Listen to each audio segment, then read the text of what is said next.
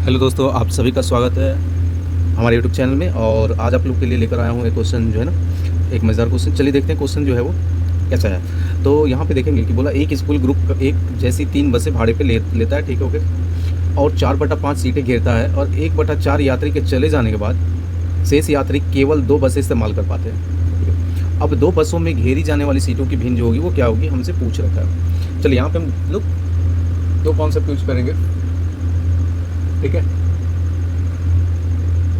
तो यहाँ पे हम लोग पहला जो है ना वो फ्रैक्शन से दिया हुआ है, तो फ्रैक्शन से देखते हैं क्या कैसे बनता है ये। तो यहाँ पे बोला है कि 4/5 यहाँ पे देख पा रहे होंगे, है ना। 4/5, तो ये जो इंडिकेट कर रहा है वो किस चीज़ के लिए, तो ये सीट के लिए कर रहा है। और ये जो कर रहा है वो इतने सीटों में से इतने जो हैं वो आपके यात्री हैं, तो ये जो कर रहा है वो यात्री के लिए कर रहा है। यहाँ तक समझ में। तो इसे हम लोग ऐसे लिख सकते हैं कि ये जो होगा वो हम सीट के लिए लिख ले रहे हैं, यहाँ पे जो हो रहा है वो यात्रियों के लिए लिख ले रहे हैं, ठीक है। तो सीट बोला टोटल जो है वो 5 है, कितने बसों में, तो 3 बस में,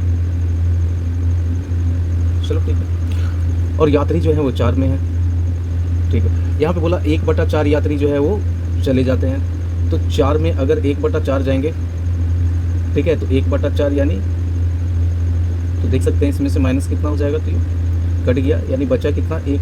तो ये 4 में से -4 - 1 हुआ तो 3, है ना। इसी को आप, है ना, 3/4 के भी रूप में आप लिख सकते थे। यानी यात्री जो हो गया, अब जो यात्री हुआ वो कितना हो गया, तो अब यात्री जो है वो 3 के रेशियो में। अब देखिए यहाँ पे जब 1/4 यात्री चले जाते हैं तो शेष यात्री केवल 2 बसें ही इस्तेमाल करते हैं। यानी अब जो है पहले जो 3 बसें यूज करती थी, यानी उसमें से 1 माइनस हो गया, इसका मतलब है 2 बस, ठीक है। तो अब जो बचा वो 5 में कितना बचा, तो हम बोल सकते हैं कि ये 2/5 का 2/3 ही सीट अब ये यूज कर सकते हैं। तो हम लिख सकते हैं टोटल सीट बराबर जो होगा वो 5 का कितना हो जाएगा, 2/3। 2/3। अब हमसे जो पूछा है, बोला है कि अब 2 बसों में घेरी सीटों का भिन्न कितना है, तो यात्री कितने हुए यहाँ पे, तो भिन्न बराबर लिखेंगे, भिन्न बराबर यात्री ऊपर और नीचे टोटल सीट, ये हो जाएगा 3 बटा, ठीक है, 5 दूनी 10 और बटा 3, ठीक है। ये ऊपर जाएगा तो ये हो जाएगा 9/10। तो हमारा आंसर जो है वो देखेंगे 9/10 जो है वो डी नंबर जो होगा वो हमारा सही आंसर हो जाएगा, ठीक है। इसी को अगर हम लोग कोई वैल्यू लेके बनाएं तो भी देखेंगे बहुत आसानी से क्या है, तो हम सॉल्व कर सकते हैं हम लोग। चलिए आइए देखते हैं कि वैल्यू लेके हम लोग किस तरह से बना सकते हैं। तो यहाँ पे क्वेश्चन जो है वो हमारा उसी तरह से दे रखा है। तो हमने क्या किया कि 60 जो है वो टोटल सीट ले लिए, है ना, ठीक है। टोटल 3 बस में 60 सीट है, ओके। तो यात्री कितने हो जाएंगे, तो 60 का 4/5, है ना, यानी 48। समझ पा रहे होंगे कि यहाँ पे बोल रखा है कि 4 सीटें घेरता है, यानी आदमी बैठते हैं, तो कितना बैठते हैं, 60 सीट है, तो हमारा 48।